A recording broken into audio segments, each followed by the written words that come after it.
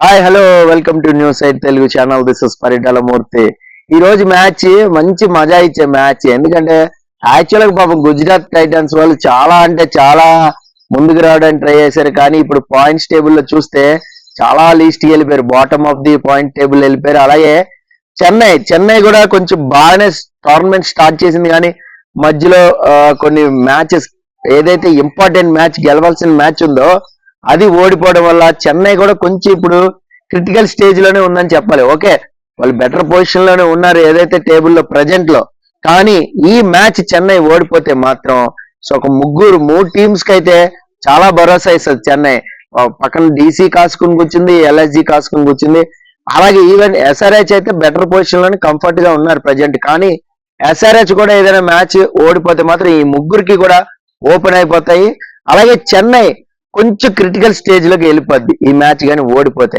మరి ఇలాంటి important match లో వాళ్ళు గెలుస్తున్నారా? పిచ్ రిపోర్ట్ ఏం చెప్తుంది, విన్నింగ్ మీటర్ ఏం చెప్తుంది, అలాగే చెన్నై స్ట్రాటజీస్ ఎలా ఉండబోతున్నాయి అనేది మనం చూద్దాం. First Ahmedabad pitch. ఇది యాక్చువల్ ఫైనల్స్ జరుగుతుంది ఇక్కడ, మన అందరికి తెలుసు. అయితే చాలా పిచ్లు ఉంటాయి ఇక్కడ, 4-5 పిచ్లు ఉన్నాయి. ఏ సాయిల్ పిచ్ ఇస్తారు అనేది ఇంపార్టెంట్. అది ఎక్స్పర్ట్ రివ్యూ కూడా ఇంకా రాలేదు. సో వాళ్ళు కూడా ఇంకా ఏ పిచ్ ఇస్తారు అనేది ఇంకా డిసైడ్ అవ్వలేదట్టుంది, అందుకని చెప్పలా. బట్ ఓవరాల్ గా ఒక పిచ్ రిపోర్ట్ ఉంటుంది కదా, దాన్ని బేస్ చేసుకుని చెప్తున్నా.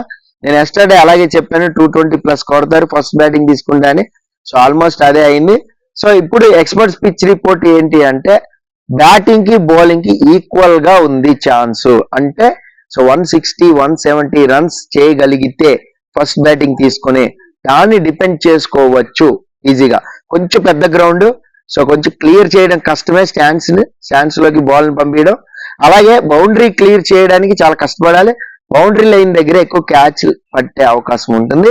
ఇంకొకటి ఏంటి అంటే ఇంపార్టెంట్ విషయం, కొంచెం టర్న్ ఉంది పిచ్ లో, టర్న్ ఉందని చెప్తున్నారు. ఒకవేళ టర్న్ కానీ క్లిక్ అయితే ఖచ్చితంగా మ్యాచ్ అనేది గుజరాత్ కి కొంచెం ఫేవర్ గా ఉంటుంది. ఎందుకంటే రషీద్ ఖాన్. సో మీకు ఆ 4 ఓవర్లు చాలా కీలకమైన ఓవర్లు అయిపోతాయి. సో గుజరాత్ కి ఎప్పుడు కూడా ఏంటంటే ఏదైనా డ్రాప్ అయిపోతుంది అన్నప్పుడల్లా మీకు బాటమ్ ఆఫ్ ది ప్లేయర్స్ వాళ్ళని ఆదుకుంటూ ఉంటారు. లో ఆర్డర్ బ్యాటింగ్ అవనివ్వండి, ఈవెన్ స్పిన్నర్స్ కోట ఏదైతే ఉంటుందో స్పిన్నర్స్ కోట కానీ. సో ఇక్కడ మీకు మెయిన్ స్లో కటర్స్ కొద్దిగా వర్కౌట్ అయ్యే ఛాన్స్ ఉంది. షార్ట్ పిచ్ బాల్ కి ఎక్కువ వికెట్స్ పడే ఛాన్స్ కూడా ఉందని చెప్తున్నారు. సో దాన్ని బట్టి చెన్నై ఒక మ్యాచ్ ప్లాన్ తోనే వస్తుంది. మనం శాంట్నర్ ఆడిచ్చారు. మేబీ శాంట్నర్ ని కంటిన్యూ చేస్తే స్పిన్నర్ గా సో బ్రహ్మాండంగా వర్కౌట్ అవుతుంది. అలాగే మోయిన్ అలీ ఉన్నాడు. సో వీళ్ళిద్దరూ రవీంద్ర జడేజా. అంటే ఈ స్పిన్ బ్యాటిల్ ఏదైతే ఉందో దీన్ని గుజరాత్ బ్యాట్స్మెన్లు ఆడడం అనేది కొంచెం కష్టంగానే ఉంటది. సో గుజరాత్ టైటాన్స్ ఓపెనర్స్ కానీ బాగా ఆడగలిగితే, అంటే పవర్ ప్లే ఏదైతే ఉంటుందో ఆ పవర్ ప్లేలో ఎక్కువ రన్స్ అనేది కన్జ్యూమ్ చేసుకోవాలి. సో అది చేసుకోలేకపోతే మాత్రం చెన్నైకి ఇచ్చినట్టే. అలాగే చెన్నై ఓపెనర్స్ కూడా ఆ పవర్ ప్లేలోనే ఎక్కువ రన్స్ అనేది కుమ్ముకోవాలి. ఎందుకంటే మిడిల్ ఓవర్స్లో రన్స్ రావడం అనేది కష్టం.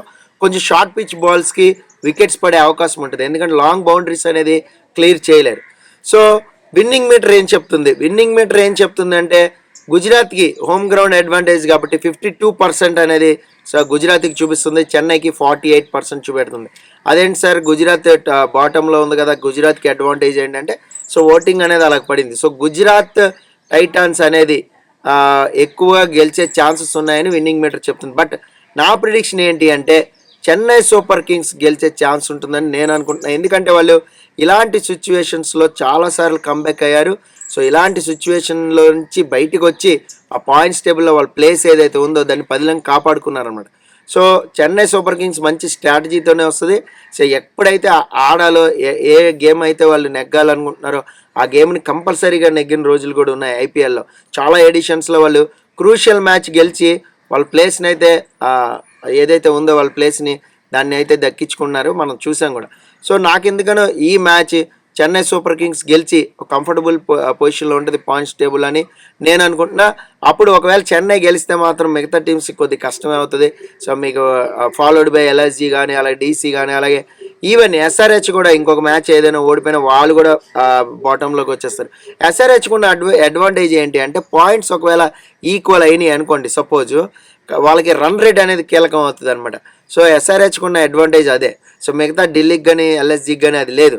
సో ఆర్సీబీకి ఏమైనా ఛాన్స్ ఉందా సార్ అని చాలామంది మెసేజెస్ పెడుతున్నారు. ఆర్సీబీకి టెక్నికల్గా ఏదో కొద్దిగా ఛాన్స్ ఉంది కానీ కొద్దిగా కష్టమే బ్రదర్స్. ఎందుకంటే ఆర్సీబీకి రావాలి అంటే చాలామంది ఘోరమైన ఓటమి పాలు అవ్వాలి. ఈవెన్ చెన్నైతో సహా, Chennai, LSG and GT and SRH వీళ్ళందరూ కూడా ఓటమి పాలు అయితే కానీ ఆర్సీబీకి ఉండదు.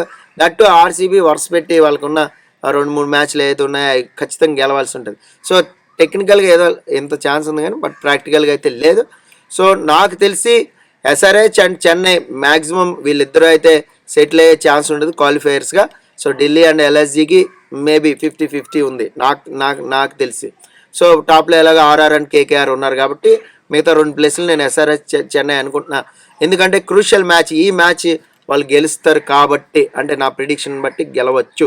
సో మరి మీకే టీం గెలుస్తుంది అనేది కామెంట్ బాక్స్లో కామెంట్ చేయండి. అలాగే డ్రీమ్ 11 పికప్ ప్లేయర్స్ కోసం డిస్క్రిప్షన్లో వీడియో చూడండి. This is Paritala Murthy signing off. By by.